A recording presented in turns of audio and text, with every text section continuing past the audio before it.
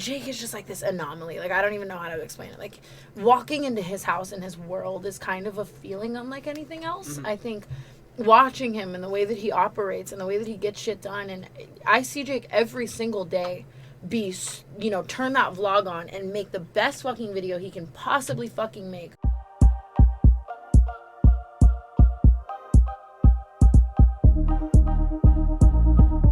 Reality. All right, ready? Right. Woohoo! Feeling good.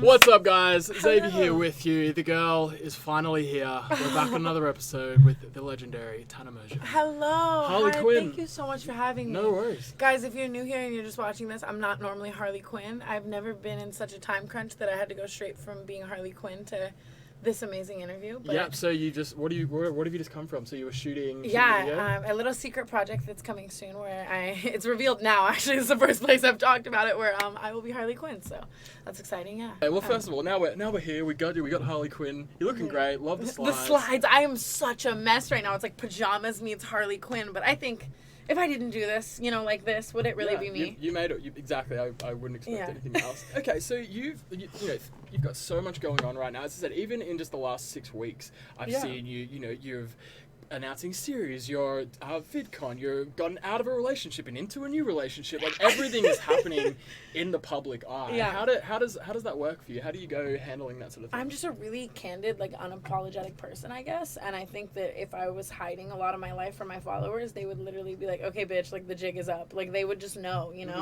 Like, so it's very easy for me to just kind of be transparent. Yeah. I'm also a little sick. We can add that to the roster. Yeah. But, so it's pretty easy for me to kind of remain transparent. That's all I've ever really known. I came into YouTube when everything was really the, like, saturated, smooth beauty gurus with these beautiful montages and these fake lives and whatever, and I really wanted to kind of be that breath of, like, no, I'm a person, I'm real, I go through things, I'm, whatever, and you can watch it online, so that's all I've ever really known in this space. In a couple of your videos, you talk about, it's, what are we in, June? It's your birthday. It's your birthday coming up. I just got butterflies when you said June. Like, I'm not ready for my birthday. It's June. So a lot's happened in, VidCon's coming up next month. That's obviously, that would be a real milestone for you to go, hey, a year has passed. How do you feel? Do you feel like you've grown a lot in the last 12 months? If you would have sat me down a year ago and said, you're going to go to VidCon in a year from now as a featured creator, I would have literally died laughing in your face. Like, there's no way. I feel like the last year of my life is absolutely the most growth I've ever experienced in such a short amount of time. Mm-hmm. You know what I mean? I feel like so many things happened where it was just like a slap in the face from reality, where it was like you really have to grow up, and there were so many things to, like, learn. And I don't even know, it's weird. I feel like 5 years older than who I was 8 months ago, mentally, but it's a good thing. I'm grateful for that. I like the headspace that I'm in and growing into, Well, this VidCon then, what's oh my God. You know what's crazy is today, actually, like 2 hours ago, Joey Graceffa announced that I am one of the cast members on his season 4 I saw that. of his Escape the Night show, his YouTube Red show, Escape the Night. Yeah, so we're doing a bunch of Escape the Night stuff at VidCon, and this time I get to do it as a featured creator, and that's all thanks to MTV, and we're, like, announcing the reality show there, kind of, that's the first, like, press moment where we're really doing a bunch of stuff for the show, which I have been spending every minute working on, so that's really exciting too, to release something that my soul is so, like, in at VidCon. It's something I never thought I would get to do. For sure. And how has that? Yeah. I know you probably obviously got to wait to be able to release the details, but how's the experience been of just having cameras in your face and all that? From what the cameras in my face doesn't really feel any different because I've been kind of recording, like, every second since I started YouTube, But it is crazy to see the cameras kind of record things that I wouldn't record. My best friend, he came over the other day and he was, like, really crying to me kind of about, like, a deep, like, thing that was going on with his family, and I was giving him advice, like, just as we would normally, like, he would come over and we would talk, whatever, but MTV just happened to be there and they happened to catch it on camera, and I was like, wow, this is, like, the shit people never thought they would, like, see, it really is, like, I didn't even know it was possible to uncover, like, a new layer of Tana. That's it. I mean, because your channel is also, is already very candid. Exactly. I mean, from what I can see, there's not a ton you edit out, or, you're very happy just to be like, this is me at the best of times, and here I am at the worst exactly. times, you know? That's so, a really good way to put it. Yeah, so do you feel like they've really gone a level deeper on you? Yes, absolutely. They caught us in like a fight, me and my manager the other day, a fight that I would probably never put online. Yeah, I mean, that's the thing, like even as open as you are, everyone has a line. Yeah, you know? Yeah, and not even just a line, but things where, like, you know, you're fighting with your manager, you're not going to be like, what's up, vlog? I'm fighting with my manager. Like, you know, but for MTV to be there kind of catching these moments, it really is, like, letting people in really far as I've ever really let people in. And I wanted to make sure, I guess, with doing the show that, like, it would be letting people into a new level of me, not just, like, here's a high-quality version of my videos that you can go watch, you know, because that wouldn't make sense. So we've been trying to really, yeah, exactly. We've been trying to really give them, like, everything, which is, it's been crazy. Draining, for sure, and trying to keep up with YouTube, like, with it has been challenging, you know, but we're killing it. You're making it work. Shout out to my fans. They're literally just so supportive and so fucking dope. That's actually what I'm most excited about at VidCon, is to have an official meet and greet there. I've wanted that since I was like 12. Yeah. Yeah. You've gone to great lengths, and it's finally happening. Yes, I've thrown a massive fit. So to get to do that is, it really is crazy that it's all come full circle. This is the first moment in my life where I do feel like some of those bad things, like, led me to something good, amazing, and I'm just grateful for that, because I mean, like, at that time I did not deserve that at all, you know. Took a lot of growth though, definitely, to get here. For sure. And I really liked what you said before about, you know, making an effort to be real and sort of, you know, as you said, being the breath of fresh air to the really curated, manicured, polished. And there's nothing wrong with that. That shit is beautiful. You know, we love a good fucking high production video and stuff, but that's just not me. Yeah. Why is it important to you to make sure, you know, I mean, I feel like you're kind of on a mission to abolish the Instagram highlight reel, you know? I don't know if you want to put a tag on it, but I just did. Yeah. I love that phrase, though. Yeah, and why is it important for you to do that? Like, I think the highlight reel is a really good way to put it. You're an awesome interviewer, by the way. You were crushing the shit. But on camera feedback. Yes, I've never heard that before. Yeah, you know, she keeps it real or whatever. But the highlight reel is such a valid point, because that's what everyone's social media is. Even me, I'm not sitting here coming for everyone. We all do it. We show the parts of our lives that we want to show. We curate this image for the world so that people look at us and they think they know us, but in reality they only know what we're choosing to show them. And I think, if anything, it's not that I'm necessarily abolishing that within itself, because it's not always a bad thing. Sometimes we love to live in the fantasy of someone else's Instagram or look at people's photos and, you know, comparison or whatever.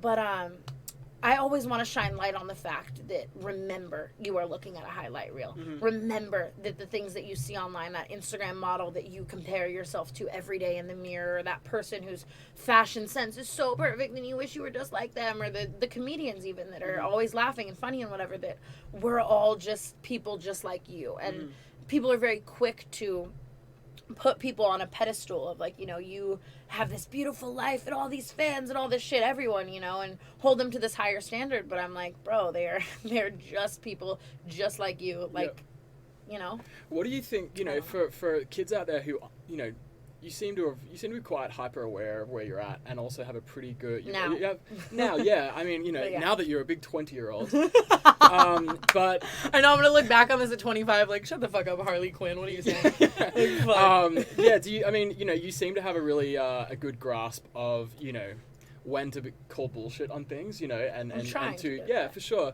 Thank you. How do you think it's affecting kids that don't have that, you know, in a perspective? I mean, I'm 30 years old now, so we didn't even have Instagram when I went to high school. Okay. But I can't imagine. Do you have Botox?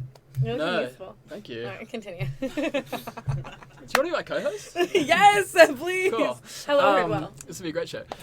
So I can't imagine, for me personally, seeing that type of thing just flash in front of my eyes and not having the maturity to realize that it is curated bullshit half the time. But you're so right. And I think, I mean, the two things I'm always saying to people is comparison is like the root of all evil. No matter what, we all find ourselves victim to that. You know what I mean? To looking at someone else doing something and being like, wow, their life is so much better than ours. And I always just try to remind everyone else, like, you're in your own shoes. Comparison is always the root of evil. But at the same time, on the devil's advocate side, I try not to claim to ever be a role model, you know, in the sense that, like, I don't want to be like, look up to me, do things this way, blah, blah, blah.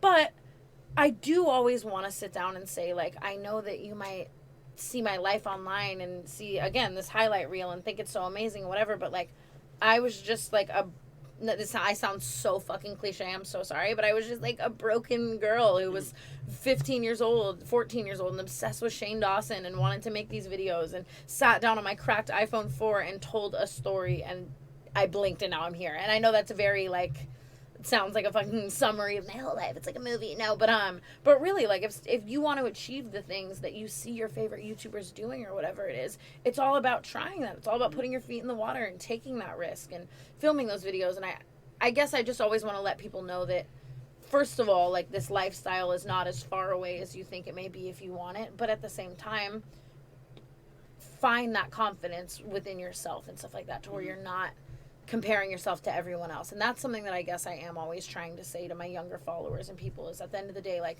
confidence is so important to come from within you and no one else, and love yourself and figure out what you want to do and find a way for you to attain that. You know, I sound like a fucking role model for someone who doesn't want to be one. Yep. You know, I've seen you say it in a few videos, like, I don't want to be a role model, and obviously you're being looked upon as one, you know. Yeah. But do you feel like fans can get entitled? Like, for example, you went through a breakup recently, which sucks for anyone.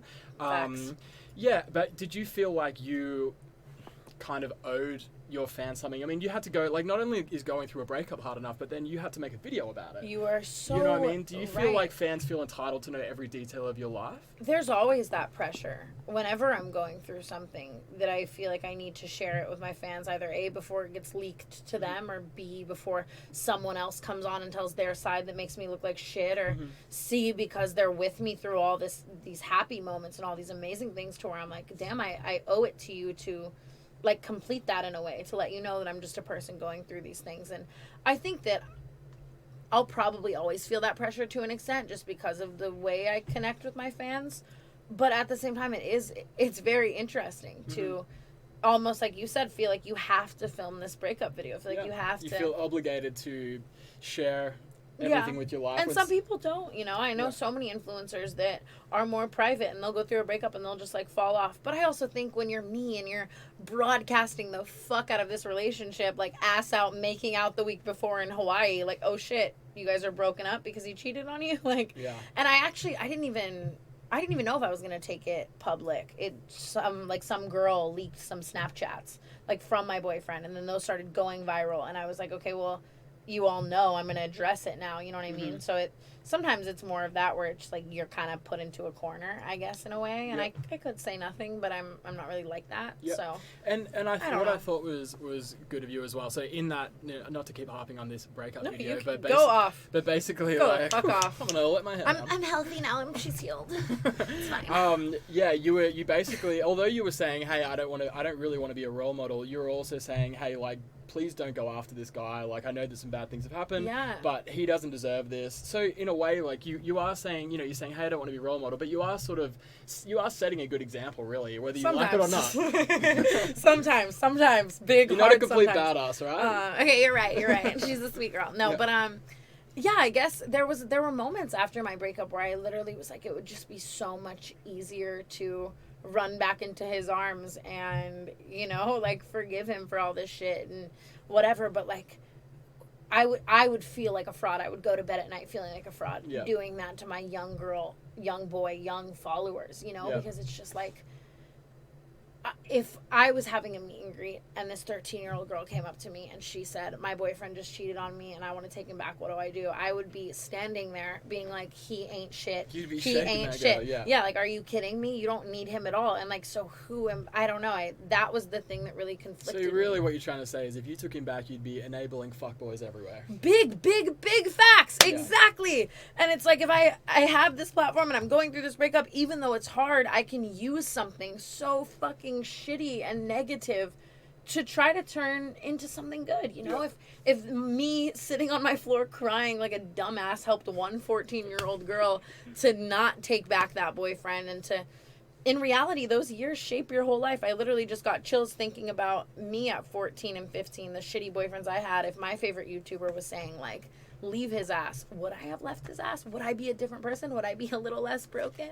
Harley Quinn? But really, you know, so it kind of puts you in positions like that, I guess. Sure. Something else you said before that I thought was interesting is, you said I literally filmed what I was thinking on a cracked iPhone 4, and then you blinked and you're here. Yeah. But what has changed is that, you've built, this, like, at the end of the day, guys, as everyone watching here knows, that this interview series is focused on digital entrepreneurship, right? Yeah. It's about kids that, up until about a year or two ago, no one really took seriously. Everyone, it was like people still don't take me seriously. It was like in the last 12 months, like crusty old people like me, I guess, I don't know. Oh, totally. Everyone went like, hang on a second, how much do they make? Like, how much are they making in merch sales? What's this revenue stream? How are they doing this? What's a brand deal? And then all of a sudden everyone went, fuck. Yeah. So somewhere along that line between that iPhone 4 video and now, you acquired some business skills and made some really great business moves. And some really bad ones. God. Is there one little business move you've made over the years that you're particularly proud of? One business move I made over the year. I think people don't actually realize how much of a business move clickbait and the YouTube algorithm is. And stuff like that. They just see your videos and they're like, oh, funny title, that's Tana. But in reality, it's sitting at home every day like, what can I write in these 20 characters that's going to capture the biggest part of my audience? What can I say and do in this video that's going to keep them for the longest amount? And it's not going to mislead them where they're angry. Exactly. That's also not going to be boring. Exactly, sure. 100%. Making something that someone clicks on, making a video that the watch time is good enough so that the audience retention is good and people watch more and more of your videos. And the thumbnail, even YouTube is a whole thumbnail game. I'm literally sitting there and like PicMonkey and Photoshop, like, how do I make this shit so that people want to click on it and see it? And you have to think about the eye of not only yourself but millions of people. Like, I'm spitting everywhere, that's gross. Millions of boys and girls and young kids, and trying to stay cool and trendy with times with your editing and all that kind of stuff so that people, it's constantly evolving, and it all is a game of trying to kind of hit this algorithm. And I think people don't really realize that when they're scrolling through YouTube, that all of their favorite big creators are curating every single thing to be the best it can be to for sure. And do you find that it's helped you? Obviously you're just the way you are is very open with everyone. This even going off your Instagram post that you did this morning, and for those of you who didn't see it, it's Tana on a bed, she's dressed up looking great, and she basically says, yo, like, I don't know if you want to say it. If you want to recite it. Well, basically, yeah, I was sitting there getting turned into Harley Quinn, and I'm showing everyone this photo of me in lingerie, and we're deciding a bunch of captions. We were debating on me so Jake buys me a car, or waking up in my sugar daddy's bed, or all these kind of things. But I love with brand deals sometimes, especially if it's just kind of an obvious brand deal. And people are going to scroll and they're going to see it. They're going to know it's a fucking brand deal no matter what.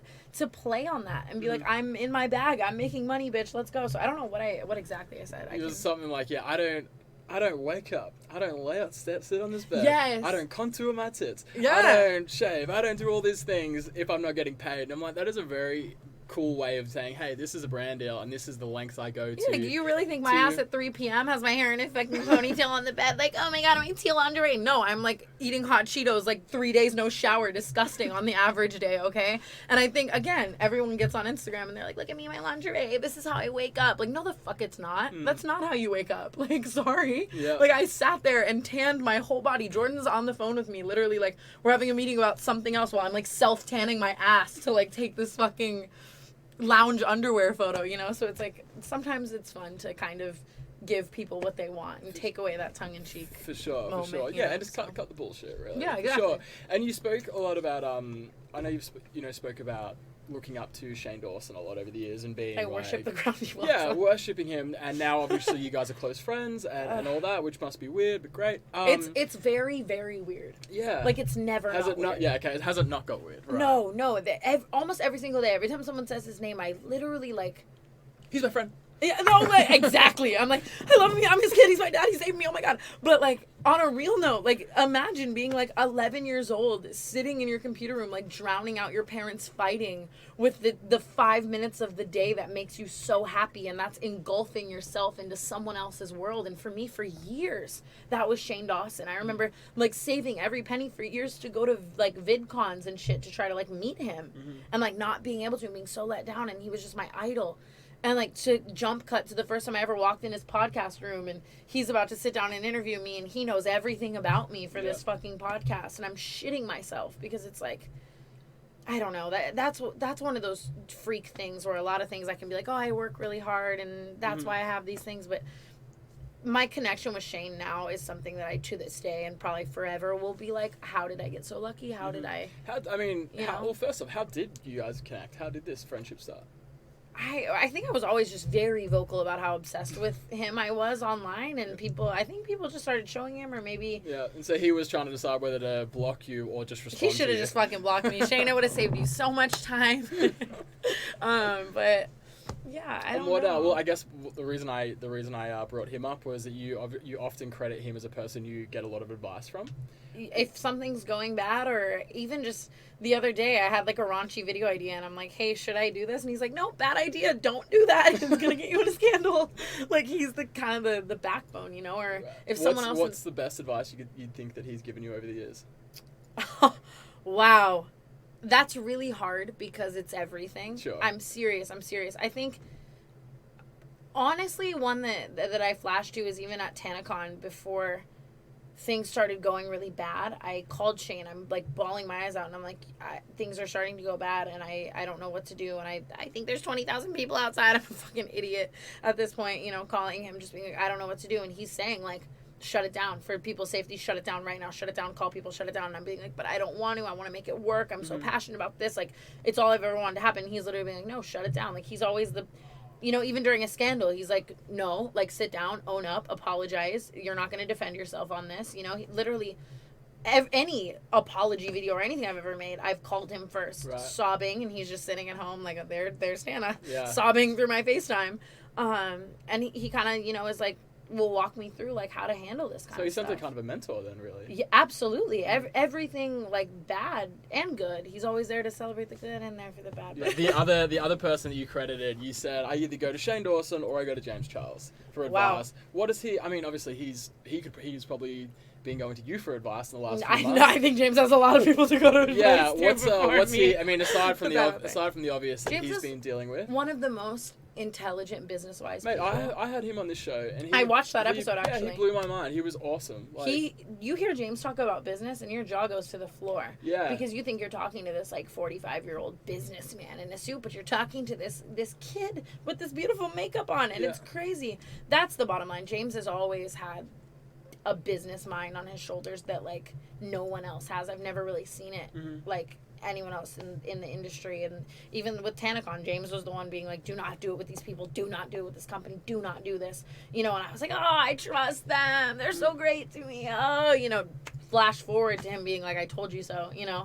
But yeah, when it comes to business and negotiating and all that kind of stuff, like James is, you'll be sitting at James's house and he'll be sitting on the bed like nails tapping like this as loud as they can while 19 different people walk in having 19 different meetings, and he's just crushing it all. He was really the person that made me realize like, hey Tana, your one video a week that you're taking one day to film and, you know, a day to edit is not enough if you want to really make it and be around for a long time. You know how many people like do that and like whatever, like if you want to be this multifaceted business empire, social media fucking boss, like like eat, sleep, and breathe it, like slave over it, let's go, like do as much as you can while you can.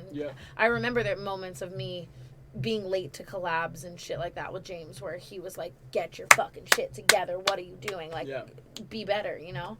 And he really was a person that shaped my growth in that regard. And even in the times that he wasn't we weren't as close, he wasn't my friend, you know, for bad decisions that I'd made, his absence even taught me something. I was like, if James is so in disapproval of something that I'm doing that he's taking a step back, you know, why?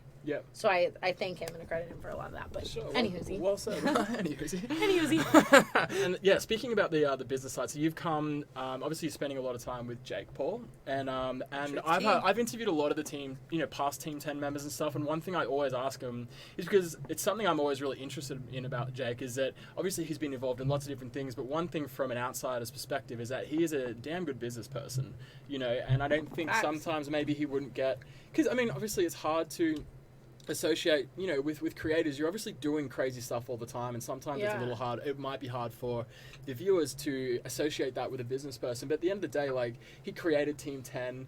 He has, you know, now created Team 10 2.0. Yeah, created amazing things. Like, what do you I guess, what's the biggest thing that you sort of learn or that you are impressed with now that you've got to know him? Something Jordan and I we always talk about being kind of obsessed with is the idea of controlled chaos, where things are crazy and the videos are crazy and whatever, but there is some sort of control and rhythm and order to things, you know, to kind of make it harmonious and like a yin and yang thing in a way. And Jake is just like this anomaly. Like, I don't even know how to explain it. Like, walking into his house and his world is kind of a feeling unlike anything else. I think watching him and the way that he operates and the way that he gets shit done, and I see Jake every single day be, you know, turn that vlog on and make the best fucking video he can possibly fucking make, all while taking 1,000 meetings and doing Team 10 Uncut and merchandise and all this crazy ass shit, you know, and then coming back and being absolutely drained. And then waking up in 3 hours and doing it all over again. Like, his drive, his ability to run a business, his motivation, his, you know, the grind just, like, really never stops with him. I don't know. I've never been as motivated, I feel like, as I am right now, actually. And I think that's partially a product of everything I'm working on and being in a far healthier mental space and, you know, how happy I am for all the projects and whatever. But I also think that Jake really did kind of show me, like, you have this while you have it right now. Like, work as hard as you can. You want to fucking do something, like, go get it, you know. He's one of a kind in that regard. And I think, like, I don't know, it's crazy. Yeah, I feel like people don't even see it enough. People see it and they call him this great businessman and whatever, but I just see shit every day where I'm like, God damn, like, go off. Do you enjoy being in that? Obviously, do you feel motivated just being around in that environment? More motivated than I've ever felt in my entire life, because it's like you're walking into this house of 20 people having all these crazy meetings for all this big shit, but also 15 content creators all vlogging, sending their shit to 10 editors over there, working their ass off editing 19 things, but everyone's happy about it and excited, and it's like, it's just this crazy world. If anything, it really is like a heaven for someone who loves YouTube in this space. And that's why I'm just really grateful to be at a point right now vlogging with Jake and making content with Jake, because I think that he is bringing out my best self, you know, and I love that about us as well, because, like, at the end of the day, whatever you want to say we are, Jana, or if you ship it or if you don't or whatever, like, I think that we make each other our best self, I can't imagine the type of feedback just in comments and all that sort of stuff you're getting from fans about this whole thing. Is it overwhelming? Never. No, you're like, I'm kidding. It can be overwhelming, but it's exciting. I think seeing people who love and support you excited about the shit that you're doing is the best motivation. I couldn't do any of this if it wasn't for my fans, and, like, my fans being excited as fuck about something that I'm excited as fuck about is just, like, it's like all your best friends hyping you up, you know? And even the ones who don't like it are funny as shit, and it's always good to have that criticism, and I'm lucky to have fans that tell it like it is and don't just suck my ass, and, you know? Yeah. Not overwhelming. Nice. Good. All right. Really good. Woo! Yes, All we right. slayed that, and we crushed that high five. Yeah, well, we got deep. We laughed. Yeah, we cried. reminisced. We brought Jordan on. Yeah. Guys, I want to say a huge thank you to Tana. And thank you for having me. You want to just run through what's your favorite mispronounced way of saying your last name that we could go with for this? Jake really likes Mugudugu. All right, guys. Tana Mugudugu. She came in, she killed it. She's a little late, but she made up for it. Thank you so much. I really so appreciate much. it. Guys, Thank you've been watching you. the How'd You Do It podcast. My name's Xavier Brinkman, and we'll catch you really soon. I almost forgot I looked like Harley Quinn. Bye, guys. What's up, guys? If you liked what you saw, make sure you check